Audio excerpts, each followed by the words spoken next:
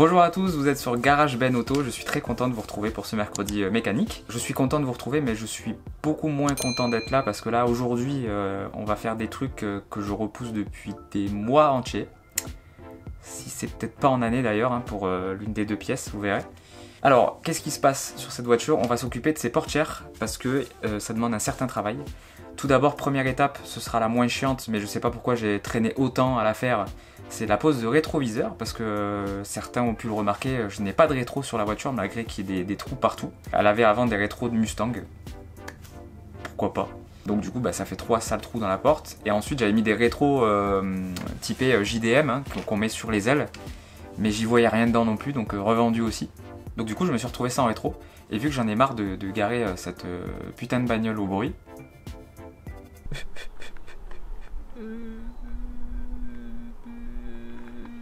on va monter des rétros. Alors, ils sont ici. On fera l'unboxing après. Et la deuxième raison pour laquelle je n'ai pas envie d'être ici aujourd'hui, c'est qu'en fait, je suis obligé de monter dans cette voiture d'une manière particulière depuis quelques semaines.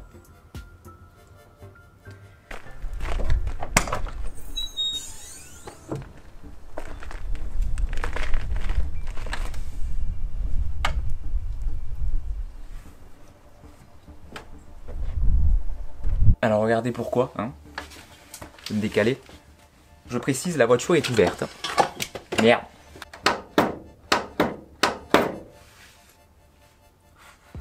C'est la petite tringle qui relie la poignée extérieure à la serrure de porte en fait. Les fameuses tringleries de porte, voilà. Parce que ce serait trop marrant que ça le fasse que côté conducteur, mais ça le fait aussi pour côté passager. Donc j'ai les deux portes à réparer. Donc ces petites pièces là qui relient donc la poignée à la serrure de porte sont introuvables, ça se fait pas en neuf et j'ai pu les récupérer sur une épave donc chez Ben qui a fait une resto d'une 240Z magnifique. Merci encore à toi, hein. Sans toi là je devrais monter par le coffre pendant encore je sais pas combien d'années. Et selon les dires de Ben, il m'a dit clairement, il m'a dit bon courage, c'est la merde. Je pense que vous allez vous régaler vous sur la vidéo d'aujourd'hui, pas moi. Et deuxième partie des pièces, on va faire l'unboxing ensemble, des rétroviseurs. J'ai acheté ça neuf sur un site internet qui s'appelle Z-Car Depot aux États-Unis.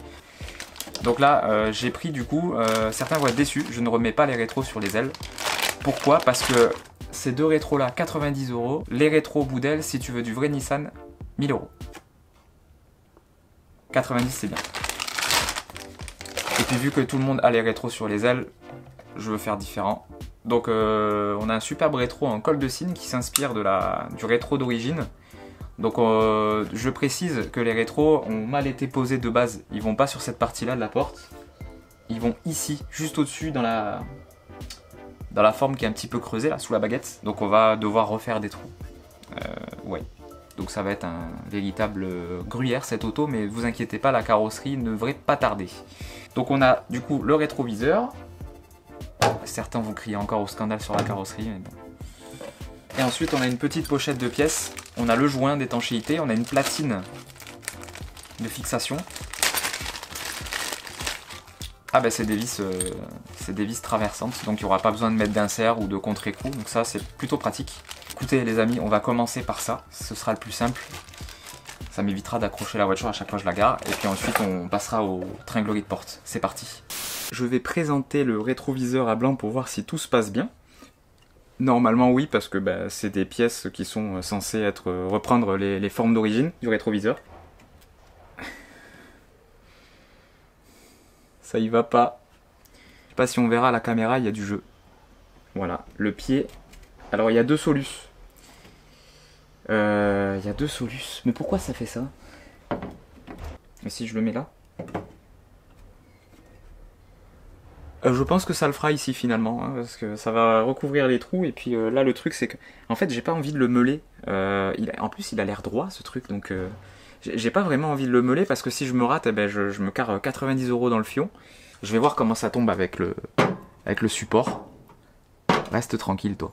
Oui, j'ai juste un trou à faire. Je pense qu'on va faire ça les gars.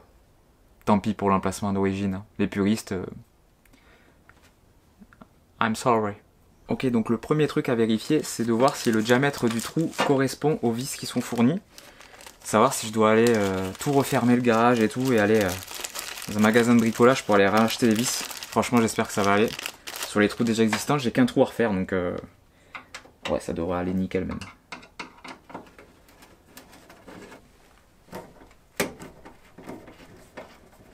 Non, en vrai, c'est nickel. Donc je vais juste faire un trou à côté. Je vais visser mon support, faire le trou, et puis il y a là, je crois qu'il faut mettre le joint d'abord. On est moisi, ce gars-là.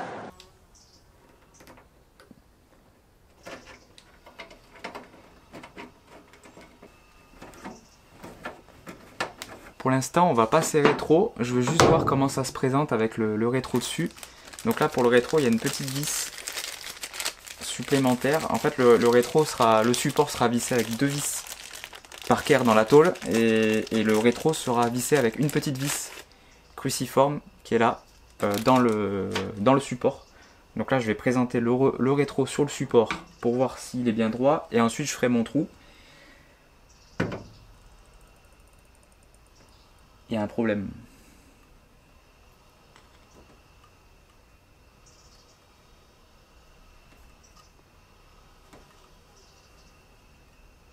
A few moments later. Le support est pas dans le bon sens.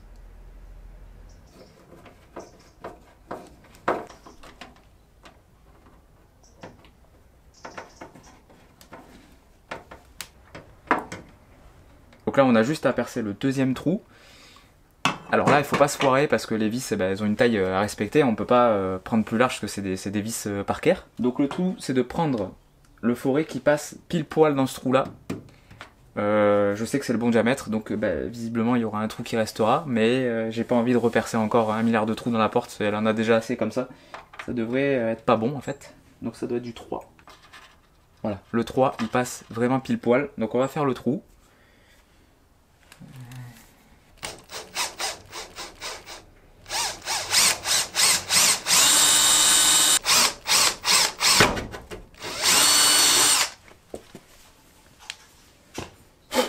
J'espère que je suis toujours centré.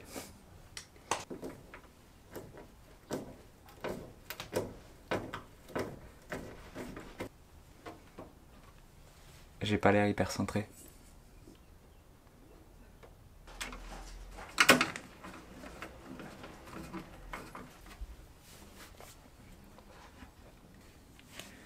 Le fit avec le joint est dégueulasse, hein. Je vous montre ça en même temps, mais bon, franchement, ça pue du cul, quoi. Et puis en plus, j'ai pas centré le rétro comme un gros vieux. C'est compliqué, hein. J'ai hâte de faire les tringles de porte. Bon, je vais quand même monter à l'intérieur pour voir si j'y vois bien dedans, hein, parce que ça sert à ça un rétro à la base, hein.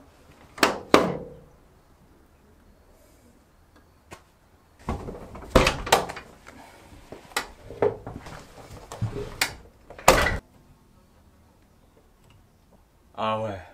Ah putain, yes. Ça m'avait manqué ces rétros là. On y voit bien dedans, hein.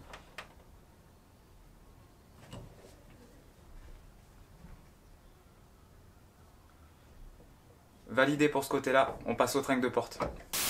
Alors on va commencer par démonter le panneau de porte. Donc on a des accessoires avant à démonter. Je suis désolé pour les plans foireux parce que j'ai pas beaucoup de place en largeur dans ce garage là. On va commencer par la manivelle de la vitre. Important, je me suis mis un petit bac sur le toit de la voiture pour éviter de perdre toutes les pièces. Donc ça c'est hyper important, hein. La visserie, tout ça, il faut que ça passe là-haut. Donc là on a le loquet de porte à démonter aussi. Il est démonté. Là il faut que je démonte le cache, il y a une petite vis cruciforme derrière la poignée.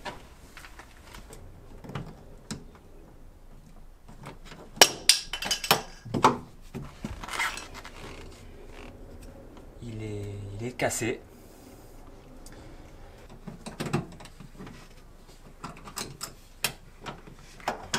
Hop. Et là, démontage du panneau. J'ai un petit outil sympa. C'est un genre de pied de biche en nylon. C'est pour rien abîmer. Donc ça, hyper important. Passez pas un gros tournevis plat comme un goré pour tout niquer dedans. Alors...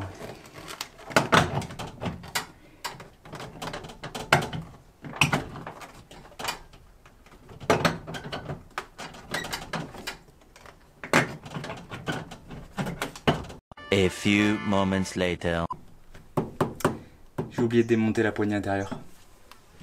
Putain.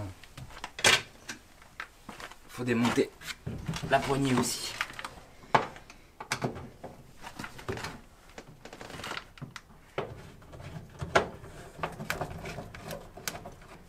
Voilà. Ouais. Et là, il devrait venir tout seul.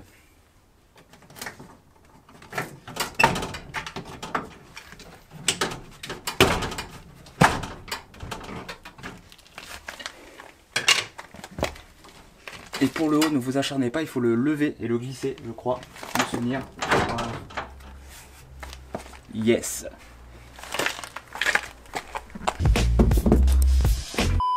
Je vais peut-être pouvoir le faire sans démonter la vitre. Hein. Je vous prends avec l'iPhone, je vous montre comment c'est foutu. Alors j'espère que vous verrez bien, on a la pièce du bas là. Je vous mets une petite flèche qui est cassée. On le voit ici là. Et elle remonte. Cette pièce remonte vers la poignée de porte. Voilà, là on le voit bien. Voilà ici. Voilà.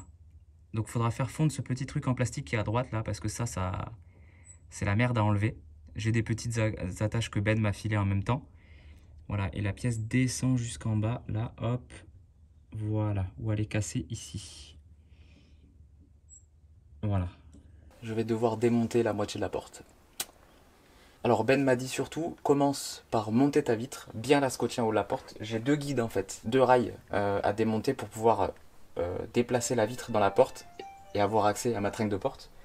Donc le premier à démonter, c'est les deux boulons qui sont ici là. Il m'a dit fais bien tes marquages parce que les trous sont houblons. Désolé. Bon voilà, on est en ville. Mais je suis rassuré parce que la porte a été peinte avec tous les trucs montés. Donc logiquement, je vais démonter une vis pour voir, mais logiquement les traces seront déjà faites. Et le deuxième qui est en bout de porte. C'est parti, je vous fais un accéléré, c'est parti.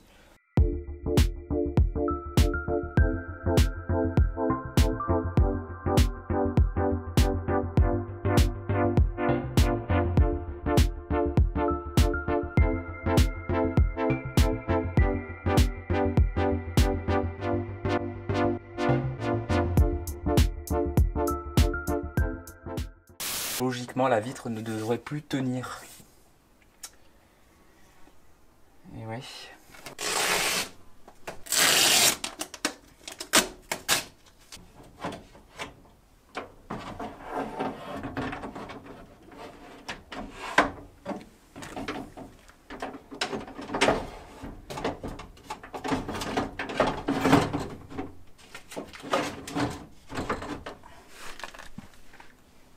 On a accès. Alors la prochaine étape avec un chalumeau.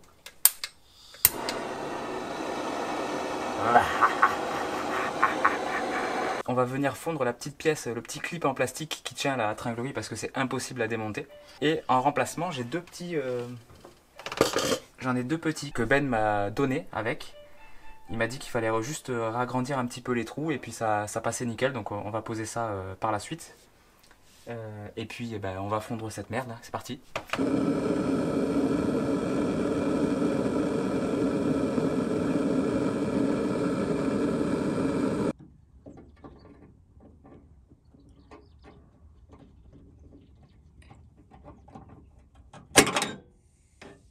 J'ai réussi à sortir, ça y est, la fameuse tringlerie qui posait problème.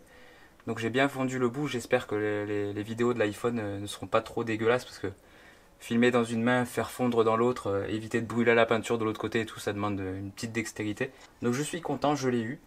Il a cassé en bas au niveau du... Il y a un petit filetage là qui sert de réglage de hauteur, je pense, pour régler la poignée. Donc il a pété à ce niveau-là. Je sais pas pourquoi, c'est pas censé péter normalement. Mais bon, en tous les cas, il avait l'air d'avoir été tordu une fois. Ou alors, peut-être la poignée qui a été dure, je sais pas.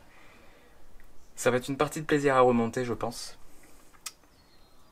Je vais pas vous le filmer parce que de toute façon on verra rien. Je vous filmerai une fois que tout sera fait. Et puis ça évitera peut-être à la vidéo de se faire strike pour insultes, coups et blessures peut-être.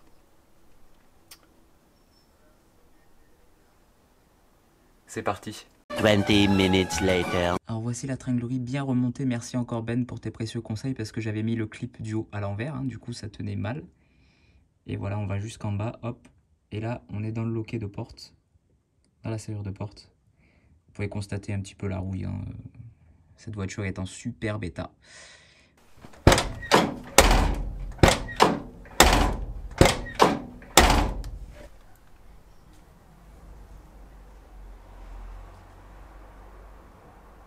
Bon, maintenant, il faut que j'arrive à remettre cette putain de vitre qui a été facile à sortir.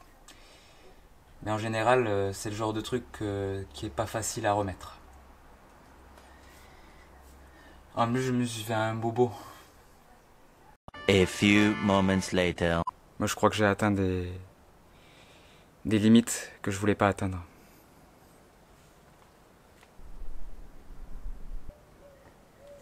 Je suis pas dans la merde. Je sais même pas comment faire pour remonter tout ça. En plus, j'ai les mains un peu dégueulasses parce que j'ai pas mis de gants. Et accessoirement, j'ai rien pour me laver les mains ici. Cette vidéo prend une tournure inadaptée. J'ai le seum en vrai, j'ai le seum.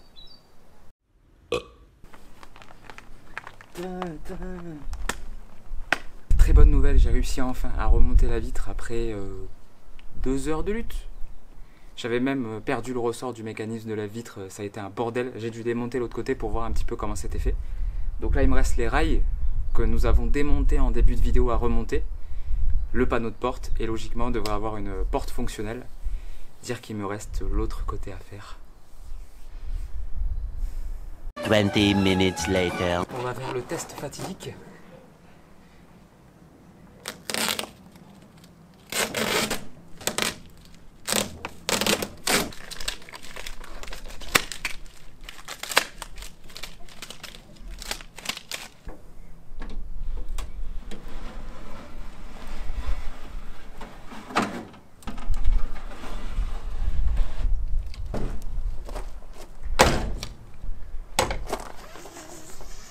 Vous pouvez même pas vous imaginer comment je suis content là maintenant. Là.